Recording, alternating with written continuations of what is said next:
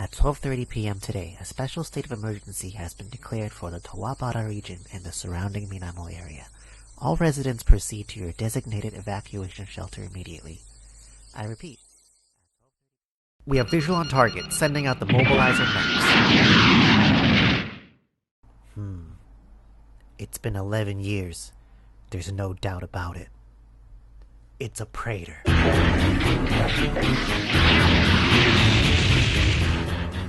The mechs are of no use. It's time to send in the planeswalker. We need a backup just in case the planeswalker can't do it. Someone bring me a pilot.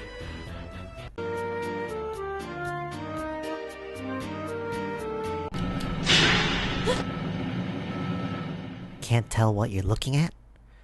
You won't find out anything about this. As of right now, this is a top secret vehicle that was just spoiled, and we don't know anything about this. It's been a while, JEGGY. Why you? Because this joke will never get old. We sent our only planeswalker that people care about to fight the Praetor, but she just got completed and is now shilling Ragavan NFTs. If you're gonna crew it, just do it. Otherwise, get out.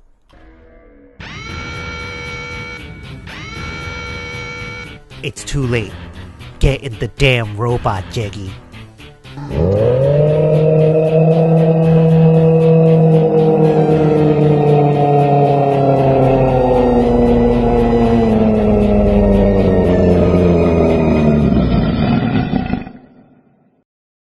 Hello everyone, welcome to today's spiky exploration into the super fresh, newly spoiled vehicle commander, Shorikai Neon Genesis Engine.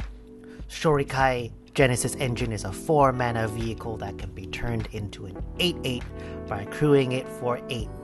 Lots of 8s here. Lucky number. It comes with an ability where you can pay 1 and tap it to let you draw 2 cards, and then discard a card, and also make a 1/1 pilot creature token that can crew as if it had 2 power or greater. As you saw in the title card of today's build, we're going to take a Stax approach to the deck because I want to utilize the crew mechanic and win through beating down the table with mechs and vehicles.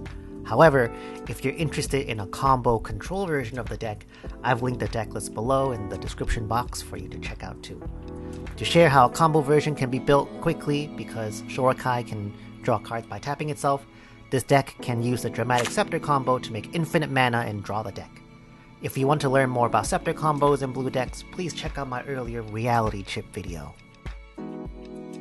Also, Callahan from the Mind Sculptors brought up that you can actually play this as a polymorph deck. You play polymorph on the pilots that Shorikai creates, and then polymorph it into like a Hullbreaker Horror or something like that and combo off.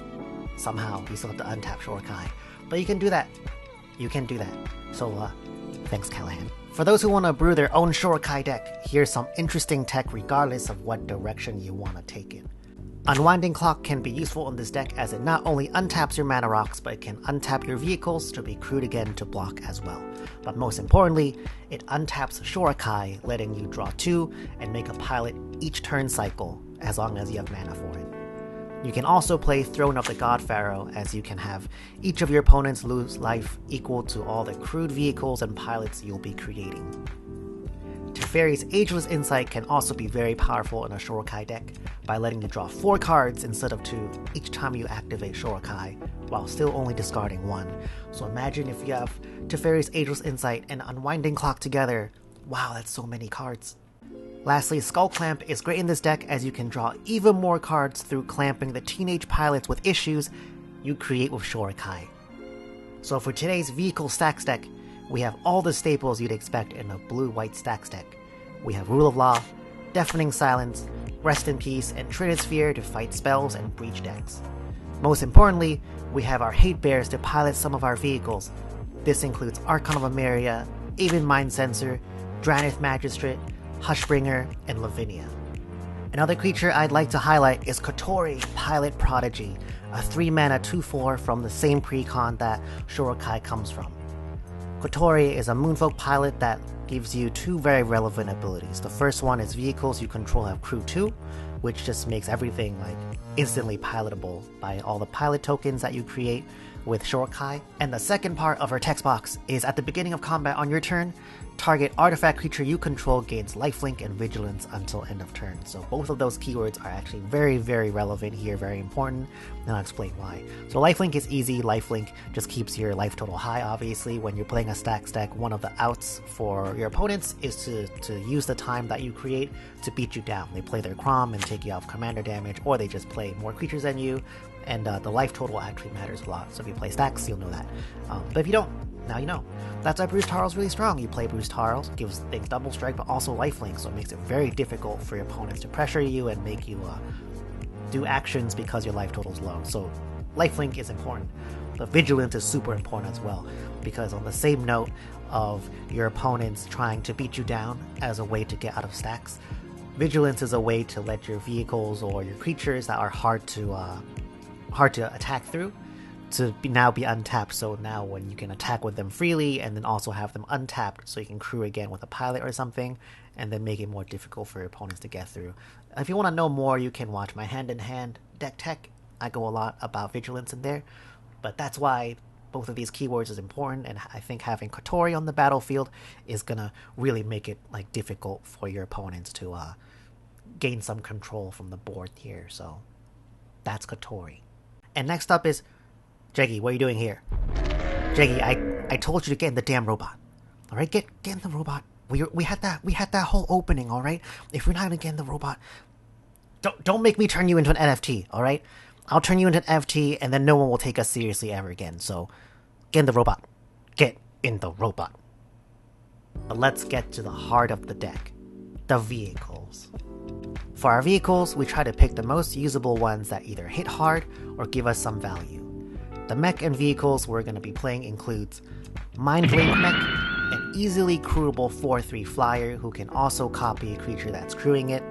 Mobilizer Mech, a 2-mana 3/4 flyer who also can activate one of our other vehicles by being crewed.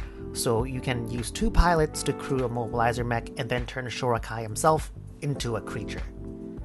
Prodigy's Prototype is another 3/4 who can easily be crewed by 1 pilot, but also gives you more pilots whenever a vehicle attacks. Sky Sovereign is a 5-mana flying 6/5 ship that bolts a creature or walker whenever it ATBs or attacks, and is easily crewed by 2 pilots.